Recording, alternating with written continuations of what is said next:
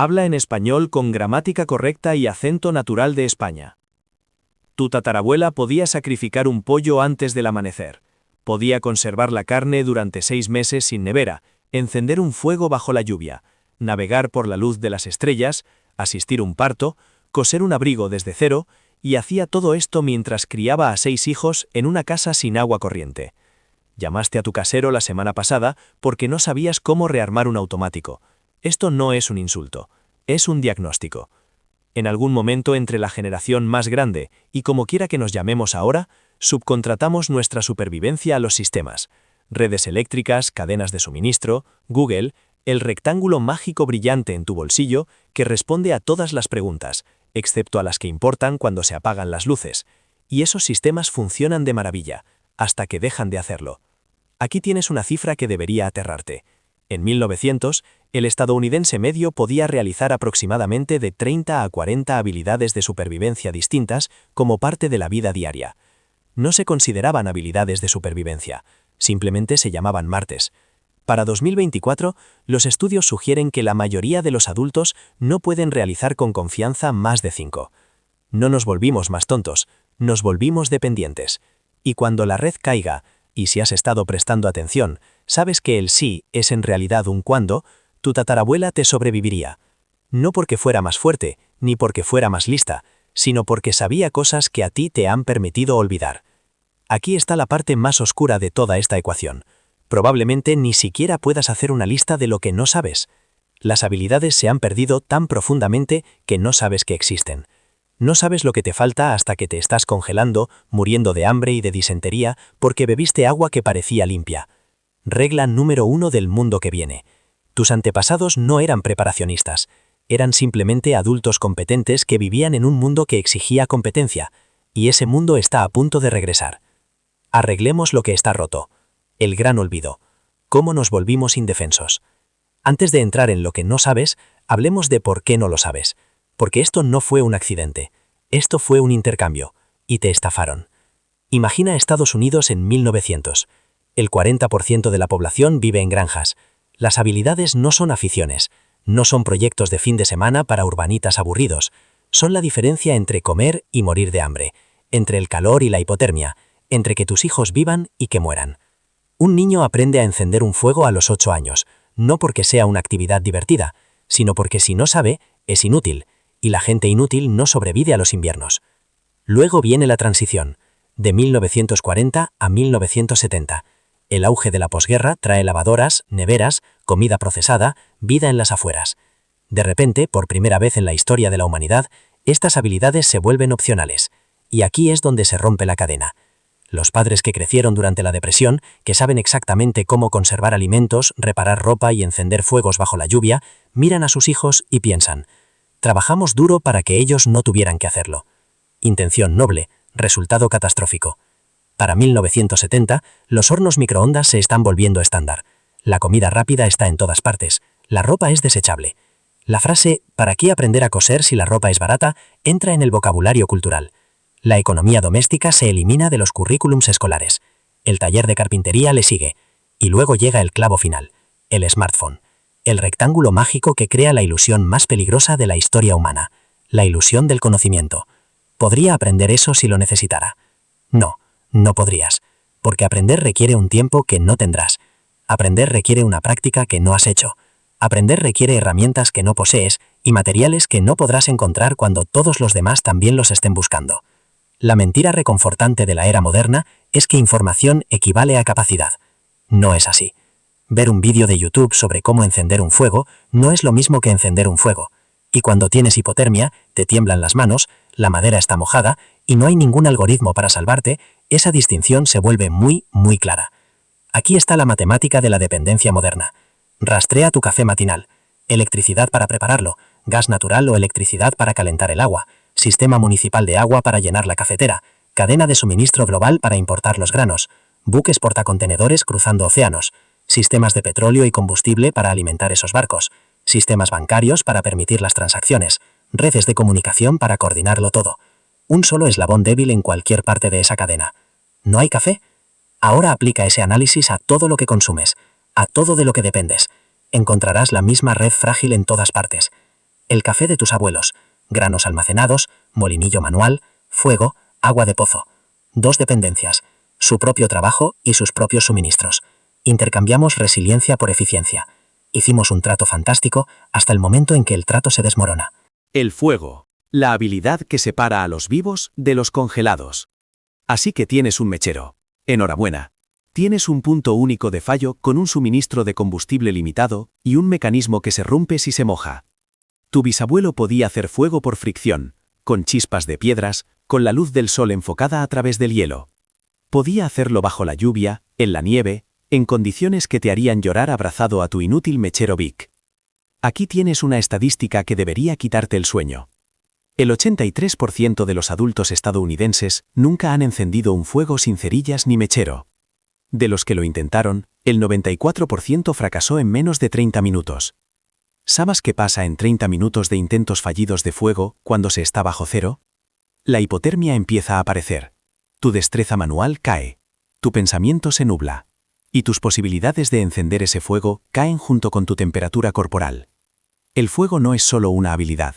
El fuego es la habilidad maestra. Permite todo lo demás. Purificación de agua, necesitas servirla. Cocinar alimentos, fuego. Mantener el calor, fuego. Señales de rescate, 3 fuegos en triángulo. Estabilidad psicológica en una situación de supervivencia, nada mantiene la moral como un fuego. Tus antepasados entendían que el fuego era la base de la supervivencia. Construyeron civilizaciones enteras en torno a su control. Y tú no puedes hacerlo sin un mechero de gasolinera. La ciencia no es complicada. El fuego necesita 3 cosas: calor, combustible y oxígeno. Los métodos de fricción, como el taladro de arco o el taladro manual, funcionan generando calor mediante un movimiento rápido. La estructura celular de la madera seca se descompone alrededor de los 300 grados centígrados. Caliéntala lo suficiente, añade oxígeno y tendrás ignición. El problema es generar ese calor sin herramientas modernas. No es imposible.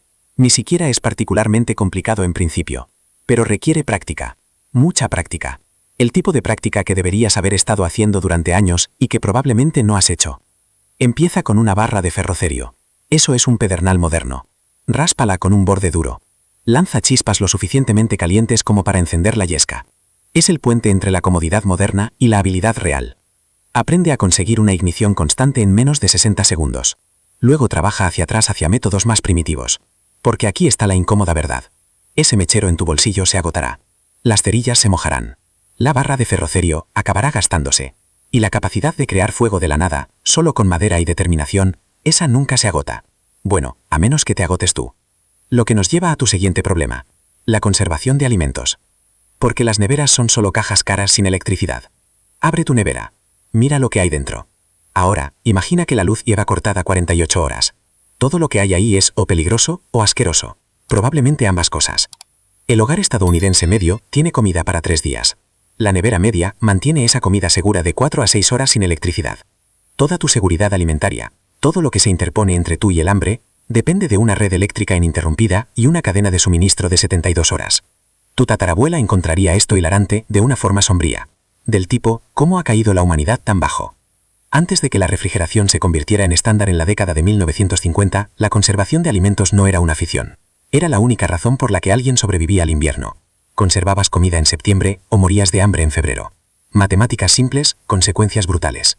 Ahumar, salar, secar, enlatar, fermentar, bodega.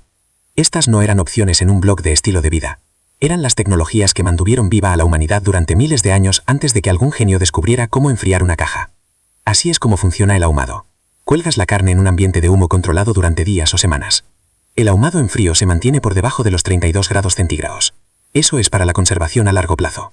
El ahumado en caliente cocina y conserva simultáneamente. Los compuestos del humo de leña son antimicrobianos. Matan las bacterias que de otro modo convertirían tu ciervo en un riesgo biológico.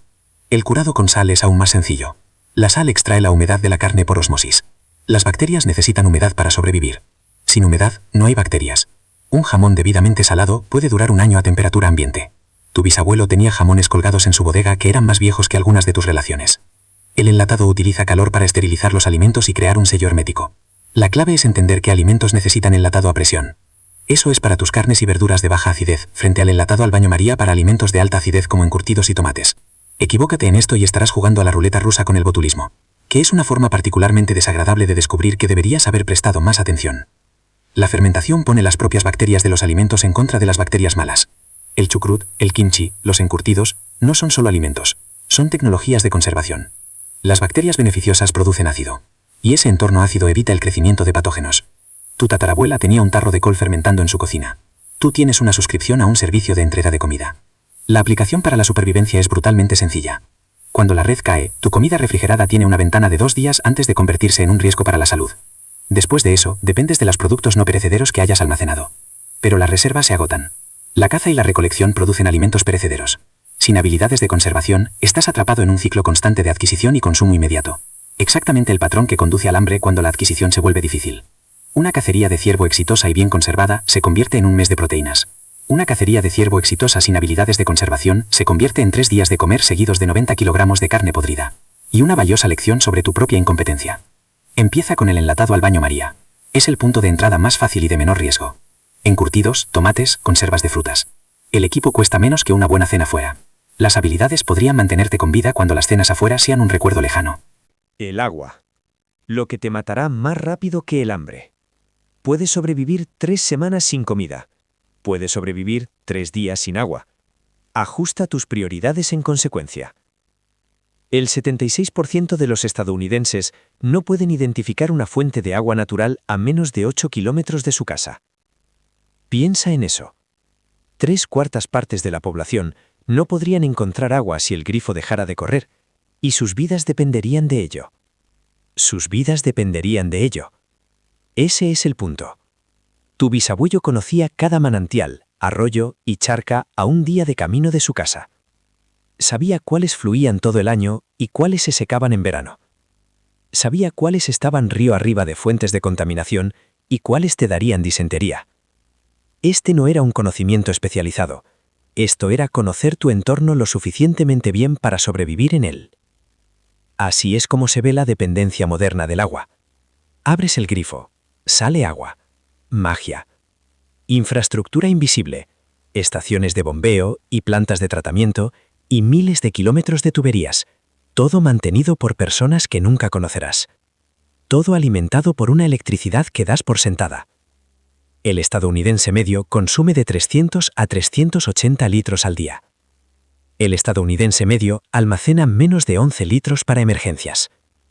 Cuando los grifos se detienen, la mayoría de la gente tiene aproximadamente un día antes de estar en serios problemas y unos 3 días antes de estar en peligro mortal. La ciencia de la purificación del agua es sencilla. Los patógenos, bacterias, virus, parásitos, mueren con el calor. Un hervor vigoroso de 1 a 3 minutos destruye virtualmente todo lo que quiera destruirte. At higher altitudes, you need more time because water boils at lower temperatures. Pero no puedes hervir agua que no puedes encontrar. Lo que nos devuelve al problema fundamental. Esta semana, recorre tu zona. Cada arroyo, charca, riachuelo, balsa de retención en un radio de 8 kilómetros. Márcalos en un mapa físico, no solo en tu móvil. Evalúa cada uno. Tamaño, caudal, posibles fuentes de contaminación, accesibilidad en diferentes condiciones. Este es un reconocimiento básico que nuestros antepasados hacían automáticamente y que tú probablemente no has hecho ni una vez. Tu tatarabuela sabía dónde estaba el agua. Sabía cómo hacerla segura. Podría sobrevivir a una sequía que te mataría en 72 horas. Y ni siquiera pensaba en ello como una habilidad. ¿Pensaba en ello como prestar atención? Coser. El arte perdido de no tirarlo todo. Aquí hay un dato curioso. El 74% de los estadounidenses no saben coser un botón. Un botón. La tarea de reparación de ropa más básica que existe. Pasar el hilo por los agujeros, hacer un nudo. Al parecer, esto supera las capacidades de las 3/4 partes de la población adulta. Tu tatarabuela hacía ropa desde cero. No a partir de un patrón que compraba en una tienda. A partir de tela que ella misma tejía, patrones que ella misma trazaba. Diseños que inventaba según la necesidad. Podía mirar una prenda, entender cómo estaba construida y replicarla. Guardaba cada retal de tela utilizable porque conocía su valor. Tú tiras 30 kilos de textiles al año porque se te cayó un botón. La ropa es refugio.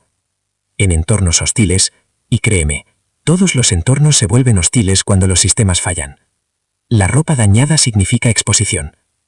Una chaqueta rota en invierno no es un inconveniente, es un problema de supervivencia. La economía hizo que esto fuera inevitable, por supuesto. Cuando una camisa nueva cuesta menos que el almuerzo, reparar no tiene sentido financiero. Las cadenas de suministro globales y la fabricación en el extranjero convirtieron la ropa en bienes desechables. ¿Por qué pasar una hora arreglando algo que puedes reemplazar por 12 euros? La respuesta se vuelve obvia cuando ya no hay más camisas de 12 euros, cuando la cadena de suministro se rompe y las tiendas están vacías. Y lo que llevas puesto es lo que tienes, potencialmente durante años. Entonces ese botón importa, esa costura rasgada importa. La capacidad de parchear, remendar y mantener se convierte en la diferencia entre estar vestido y estar vulnerable. Más allá de la reparación, está la confección. El conocimiento básico de costura significa que puedes crear a partir de materias primas. La lona se convierte en bolsas, los retales de tela se convierten en vendajes, parches, impermeabilización. El cuero se convierte en sábanas, correas, reparaciones.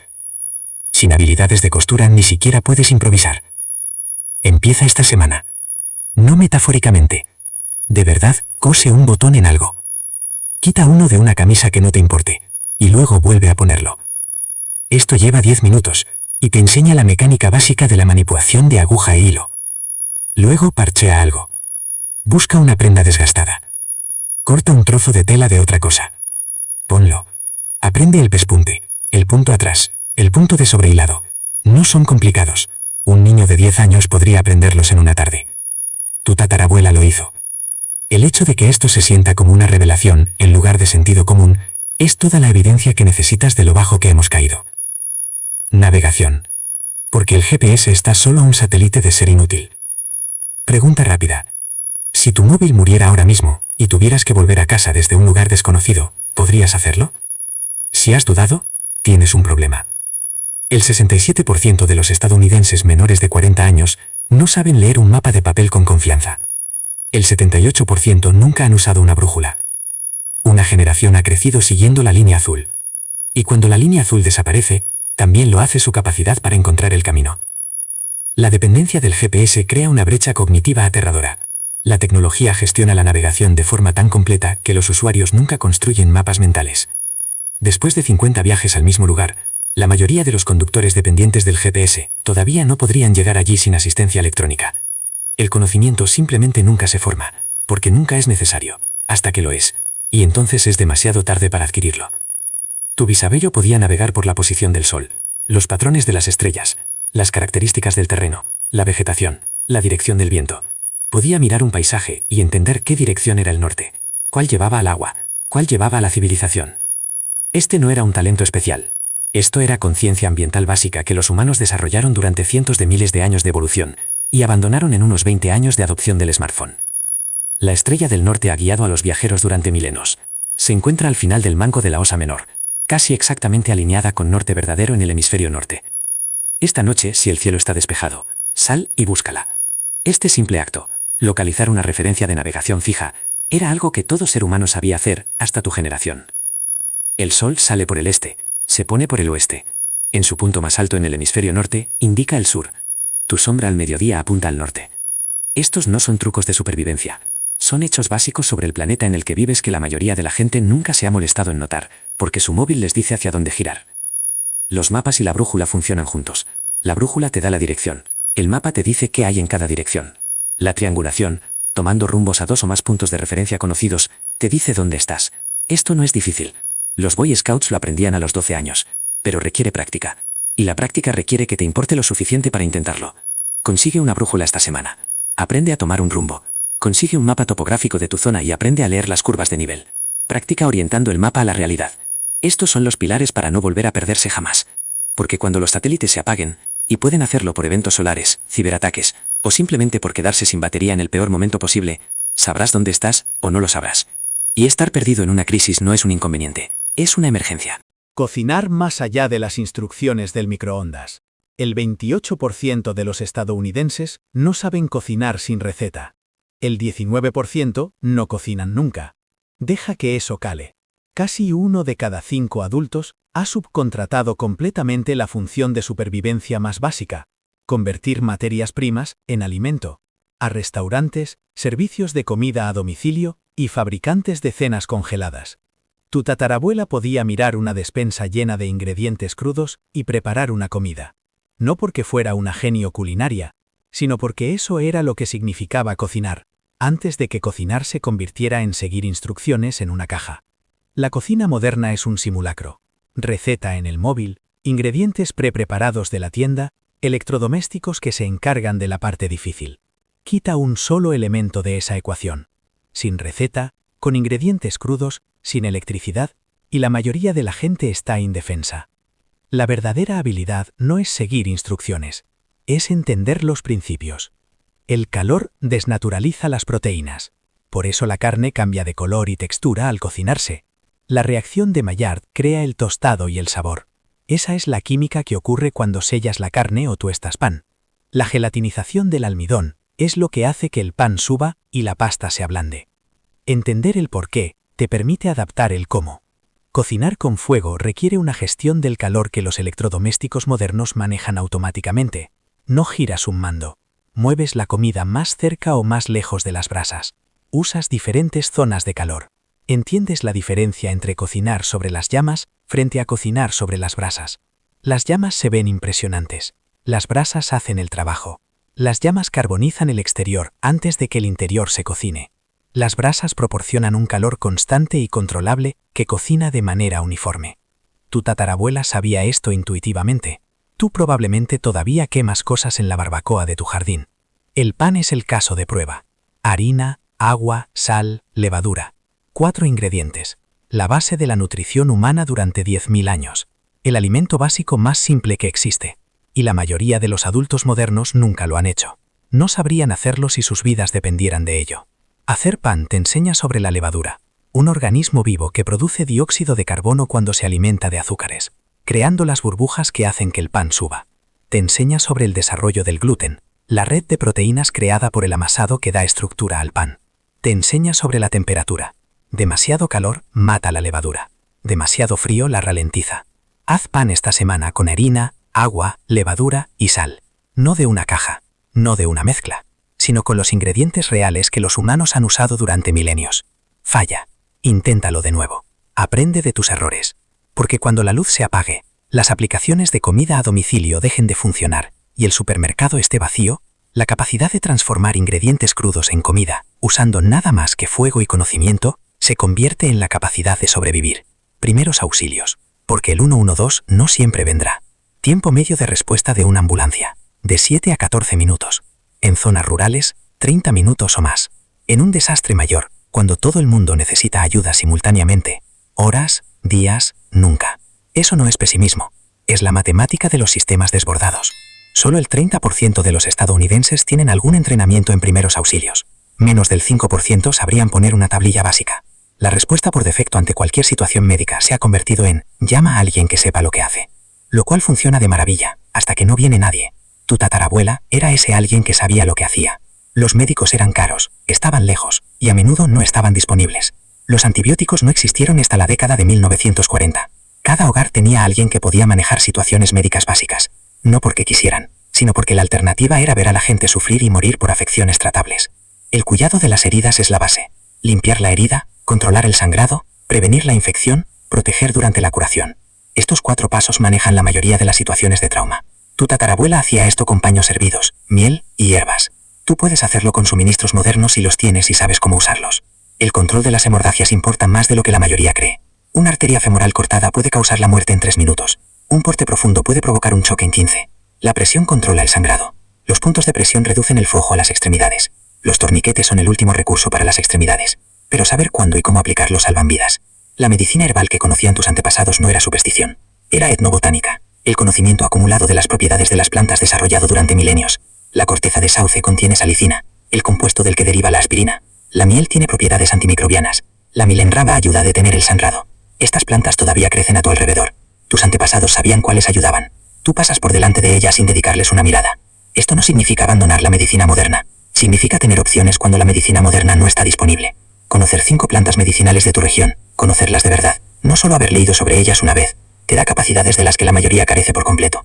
Haz un curso de primeros auxilios. Monta un botiquín y aprende para qué sirve cada cosa. No solo lo poseas, entiéndelo. Practica la aplicación de vendajes de presión. Practica el entablillado. Practica la evaluación de heridos. Las habilidades caducan. Se desvanecen sin refuerzo. Pero también se pueden adquirir. Puedes aprender esto. Tu tatarabuela sabía cómo mantener a la gente con vida hasta que sus cuerpos sanaban. Tú sabes marcar 3 números y esperar que alguien responda. Uno de esos enfoques sigue funcionando cuando los teléfonos no lo hacen. Laundry. La tarea sorprendentemente crítica que nunca has hecho a mano. La ropa sucia no parece un problema de supervivencia hasta que se convierte en uno.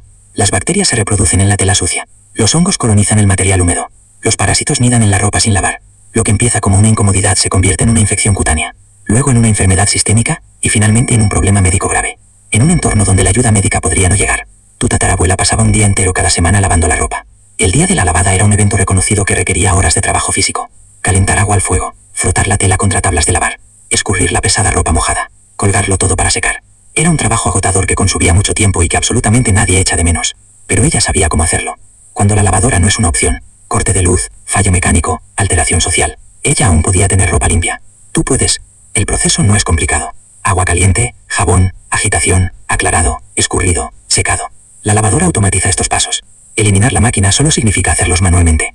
El jabón funciona a través de tensioactivos, moléculas con un extremo atraído por el agua y otro por el aceite y la grasa. La agitación desprende la suciedad. Los tensioactivos rodean las partículas y las mantienen en suspensión en el agua. El aclarado se las lleva. Esta química no requiere electricidad, requiere comprensión. Una tabla de lavar proporciona una superficie de fricción para frotar. La superficie estriada aumenta la agitación cuando frotas la tela contra ella, desprendiendo la suciedad de forma más eficaz que frotando solo con las manos. Cuestan unos 20 euros y funcionan indefinidamente. Escurrir elimina el exceso de agua para que la ropa se seque más rápido. El escurridor de manivela que usaba tu tatarabuela ahorraba mucho trabajo. 2 rodillos apretando el agua de la tela.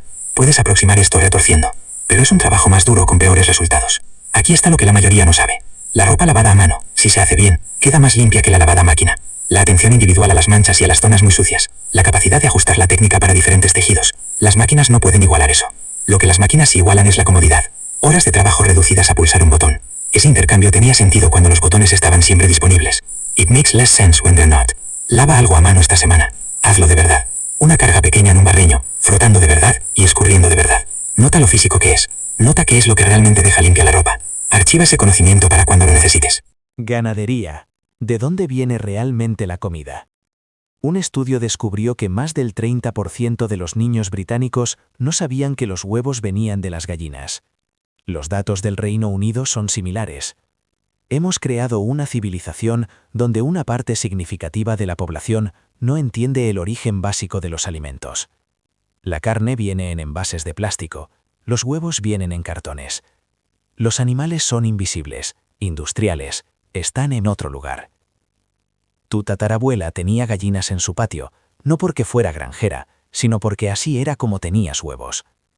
Proteína fiable y renovable, que no requería nada más que sobras, bichos y cuidados básicos.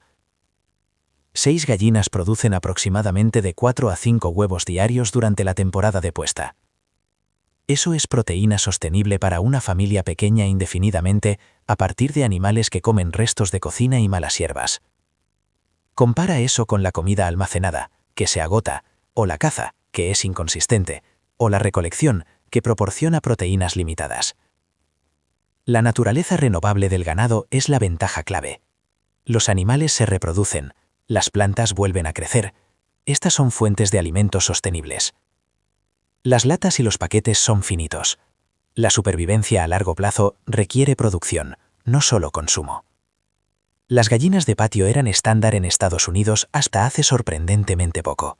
Las leyes de urbanismo, el desarrollo de las afueras y la agricultura industrial se combinaron para eliminarlas de la mayoría de las zonas, pero las leyes están cambiando en muchos lugares. Tener gallinas en la ciudad es legal en más municipios de lo que la mayoría cree. Lo básico no es complicado. Protégelas de los depredadores. Esto es crítico, ya que un solo zorro o mapache puede acabar con todo un gallinero en una noche. Aliméntalas adecuadamente. El pienso comercial complementado con sobras funciona bien. Recoge los huevos a diario, vigila si hay signos de enfermedad. Esa es la base. La parte incómoda es el procesado. Si tienes gallinas solo por los huevos, puedes evitar esto. Pero si las tienes por la carne, o si tienes gallinas viejas que ya no ponen, necesitas saber cómo matarlas, desplumarlas y descuartizarlas. Este era un conocimiento normal durante toda la historia de la humanidad. Tu tatarabuela lo hacía sin pensarlo 2 veces. Esta habilidad requiere más inversión que las otras. Espacio, permiso legal, compromiso continuo. Empieza comprobando si está permitido donde vives.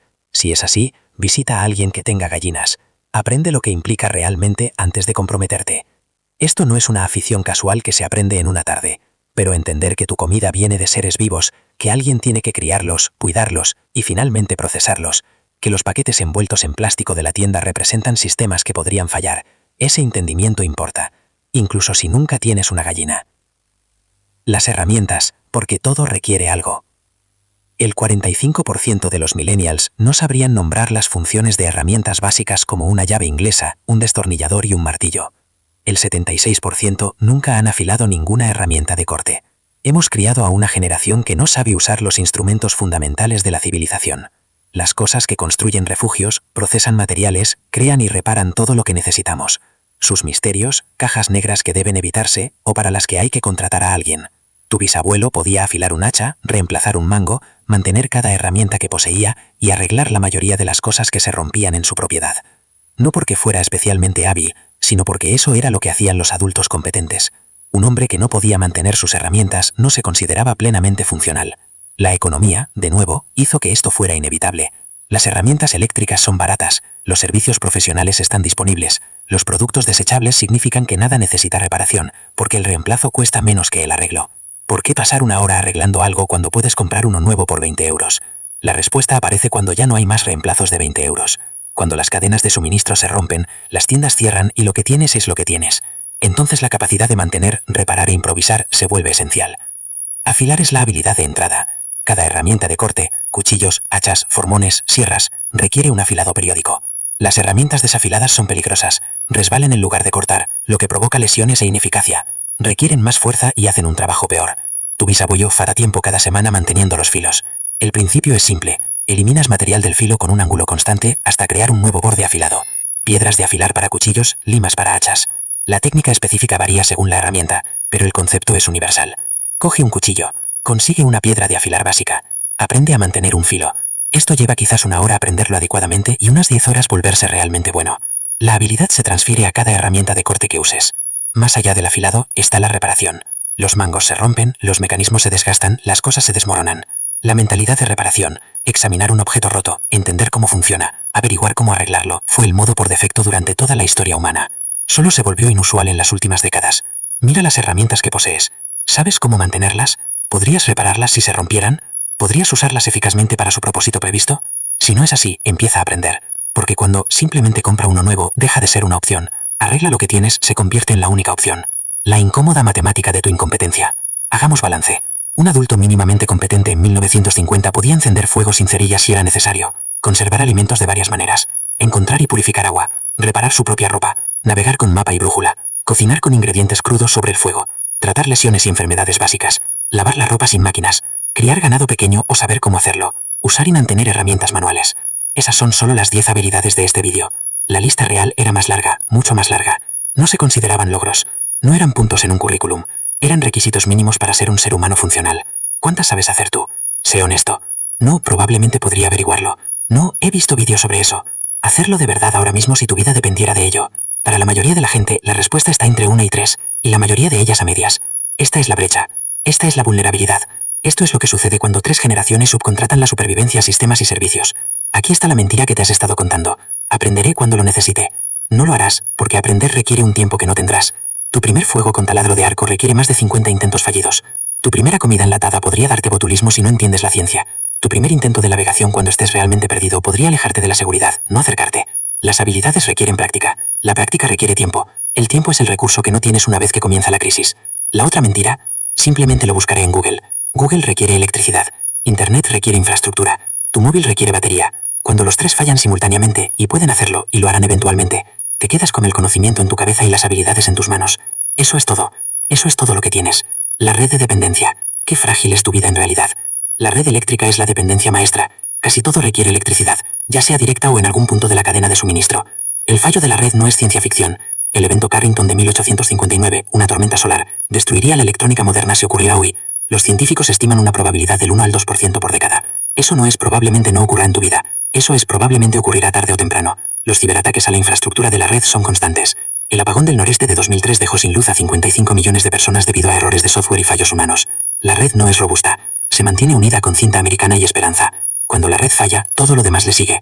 El agua municipal requiere estaciones de bombeo. Las estaciones de bombeo requieren electricidad. Los surtidores de gasolina de tu estación local requieren electricidad. La refrigeración de tu supermercado requiere electricidad.